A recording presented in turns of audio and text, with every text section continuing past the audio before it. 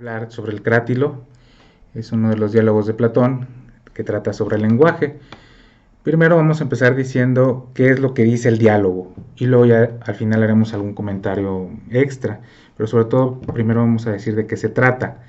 El diálogo empieza sobre una discusión que tienen Hermógenes y Crátilo sobre los nombres propios. Invitan a participar a Sócrates y poco a poco el diálogo, que empezó con los nombres propios, se dirige más hacia el lenguaje en general, porque empiezan a hablar sobre otras categorías gramaticales, lo que ahora llamaríamos categorías gramaticales, ¿no? Empezaron a hablar de la acción, lo que sería el verbo, empezaron a hablar de adjetivos y sigue, ¿verdad? Bueno, primero, ¿qué es lo que dice el diálogo? Hablan sobre el origen del lenguaje, son uno de los temas, y empieza Hermógenes defendiendo una tesis convencionalista. Considera que el origen del lenguaje es o la costumbre o una convención entre los hablantes. Entonces ahí es donde empieza él con su tesis, por así decirlo, ¿no? Después, bueno, junto con esto está Crátilo, él tiene una tesis naturalista, él considera que los nombres propios son por naturaleza correspondientes a cada cosa, entonces a cada cosa le corresponde un nombre. E incluso se llega a hablar de una especie de legislador divino, es decir, el que pone los nombres pues, es un dios, algo así se llega a concluir. Entonces, estas son las dos tesis sobre el origen del lenguaje que nos encontramos. Ya dijimos, Hermógenes sobre todo es la convención o inclusive, bueno, la tradición, la costumbre, lo que hace que los nombres se utilicen. La tesis naturalista que defiende Crátilo es un poquito más complicada porque además de lo que es el origen divino de los nombres, también tiene algo que ver con lo que podemos decir el origen natural, que serían las tesis miméticas o las tesis en que el lenguaje surge de una imitación de la naturaleza, como la pintura o etcétera, ¿no? Que también es una imitación de la naturaleza, ¿no? Ahora, estas son las dos tesis con las que se encuentra Sócrates, y en la primera parte del diálogo, Sócrates trata la tesis convencionalista de Hermógenes para criticarla y en su momento superarla. Le dice, bueno, lo que pasa a través del diálogo, llega a la conclusión y dice, mira, si consideramos en que existe este convencionalismo, lo va llevando a un individualismo. Entonces, alguien podría, una persona en lo particular, ponerle el nombre que quisiera a las cosas y cambiárselo. Es decir, el que puede lo más puede lo menos. Si tú le puedes poner el nombre a algo, también se lo puedes cambiar. Y dice Sócrates, esto no es posible porque nadie te va a entender. Si tú a cada rato le cambias el nombre a las cosas, nadie te lo va a comprender. Es una de las críticas que le hace, ¿no? Después también, aparentemente, al superar la tesis de Hermógenes, aparentemente está aceptando la de Crátilo, pero en la segunda parte del diálogo hay dos cosas que se dan. En una comenta el origen de las palabras siguiendo su etimología. Es una cosa que hacían los sofistas.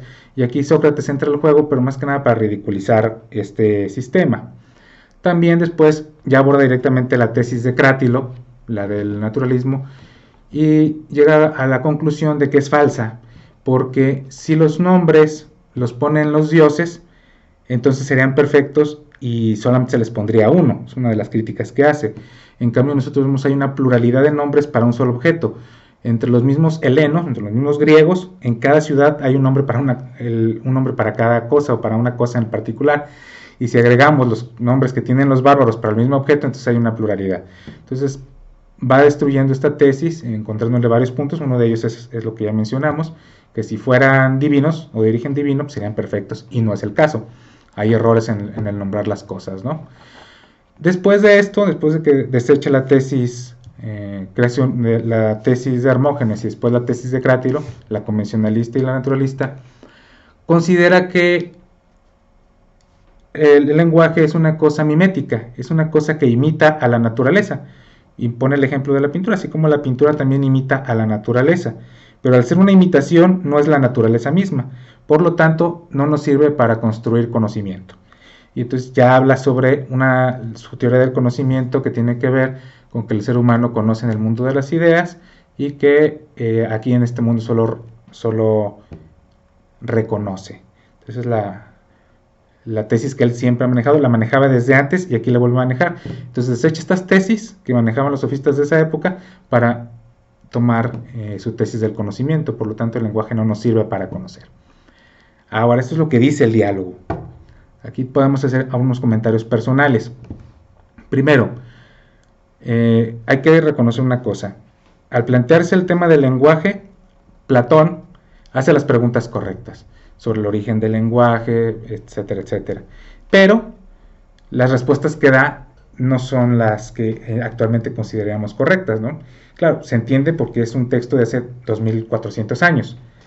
Así como en las matemáticas, o en la medicina, o en la física, o en la química, se ha avanzado mucho. Es decir, un médico de hace 2400 años no sabe lo mismo que un médico de hoy día, o un físico de hace 2400 años no sabe lo que sabe un físico de hoy día, o un químico en el mismo caso. Lo mismo pasa en este caso. Hace las preguntas correctas, pero sus respuestas ya no lo son. Ahora vamos a mencionar lingüistas más recientes, en este caso Ferdinand de Saussure o Edouard Shafir, etcétera, que ellos son convencionalistas. Y realmente es eso, la mayoría de las escuelas lingüísticas aceptan la tesis convencionalista como la tesis que da origen, bueno, la tesis correcta sobre el origen del lenguaje. ¿Qué quiere decir?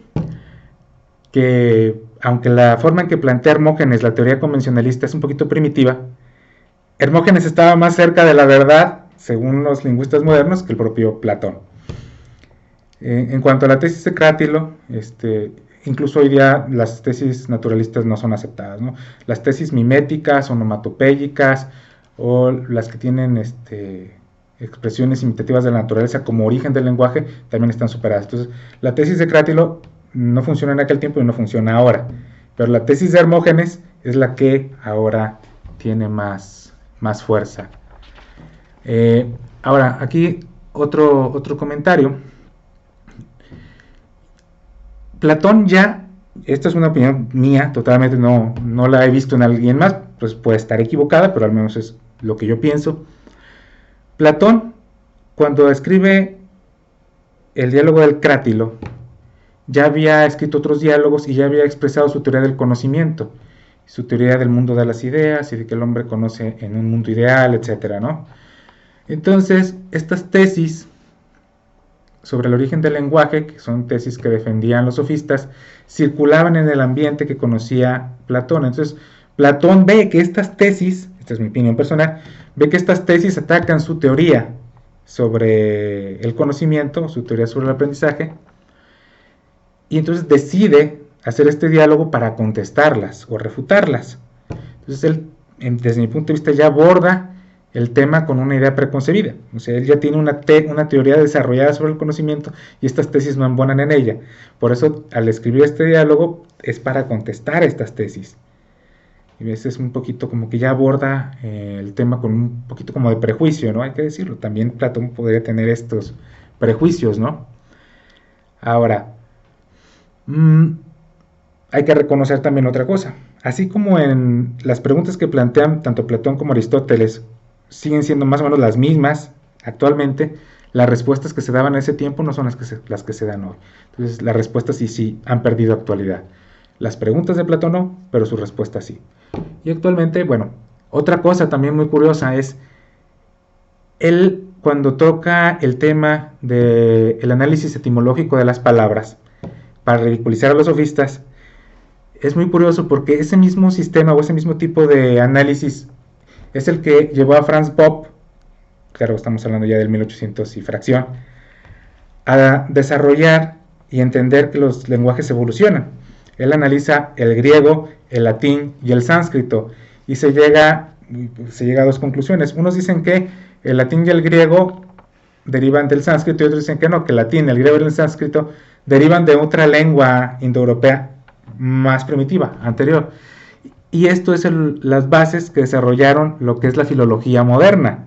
Es decir, los sofistas que analizaban etimológicamente las palabras también tenían razón. Y Platón, que los quiso ridiculizar, se equivocó. Simplemente es una cosa curiosa, ¿no? Es curioso, un dato más. Aunque ya había filología entre los griegos, más adelante hubo una escuela de Alejandría, realmente es una ciencia moderna que se desarrolló ya para el 1777, en 1800, ya es una ciencia más moderna, ¿no? Pero bueno, el antecedente está en los sofistas y tenían razón los sofistas. Ahora hay quien lo ha demostrado que su análisis etimológico de las palabras era correcto. Esa forma de analizarlo es muy parecido a lo que hacen los filólogos modernos. Y bueno, volviendo a lo que ya dije al principio, Hermógenes, aunque su teoría convencionalista no está desarrollada como las modernas, es la idea o es la tesis que ahora predomina sobre el origen del lenguaje. Otro detalle, Platón dice que el lenguaje, por ser mimético y ser solo una imitación de la naturaleza, no puede servir para crear conocimiento. Edward Sapir, en un libro que escribió sobre el lenguaje en 1922, dice todo lo contrario. En realidad, el fuerte de la construcción del conocimiento humano está basado en el lenguaje. Es decir, tal vez no todo el conocimiento humano se desarrolla del lenguaje, pero a partir de cierto punto, toda construcción cognitiva del ser humano se basa en el lenguaje. Cuando empezó el lenguaje era un instrumento no tan rico como los que tenemos ahora. Estoy hablando del lenguaje tipo idioma, porque lenguajes hay varios tipos, pero bueno, estamos hablando del lenguaje humano, lengua o idioma. Cuando surge era una herramienta que ayudaba para ciertos conceptos, pero con esta herramienta se fue desarrollando más conocimiento y más conceptos que a su vez influyeron sobre el lenguaje haciéndolo más rico. Entonces, con el lenguaje siendo una herramienta más rica, creó también más conceptos y más conocimiento, y se hizo un círculo virtuoso. Eso es lo que dice Sapir. Y entonces, pues, la herramienta, que es el lenguaje, influye en el producto, que es el conocimiento, pero luego el producto influye en el lenguaje, creando una herramienta mejor, y así. Entonces, la tesis de Sapir es que el conocimiento tiene que ver con el lenguaje, y que sin lenguaje pues no habría tanto conocimiento. Y lo vemos ahora, hay otros lenguajes, no nomás el idioma, los signos matemáticos, etcétera, los lenguajes de computadoras, las señales, etcétera, ¿no? Entonces el conocimiento humano sí está relacionado. Este es otro, vamos a decir, otro error de Platón. Platón, un poquito orientado por su teoría del conocimiento en el mundo ideal, niega la posibilidad del lenguaje de ser el constructor del conocimiento. ¿Por qué? Porque no embonaba con su tesis preconcebida. Y sin embargo, los lingüistas del siglo XX llegaron exactamente a la conclusión contraria. Es el lenguaje lo que hace el conocimiento, o nos ayuda a construir conocimiento. Bueno, son algunos de los comentarios que quería hacer sobre este diálogo. Muy interesante, muy bueno. Y como lo digo, realmente las preguntas que hizo Platón son las que se han contestado ahora. Claro, están hablando del siglo XX y del siglo XXI. Gracias.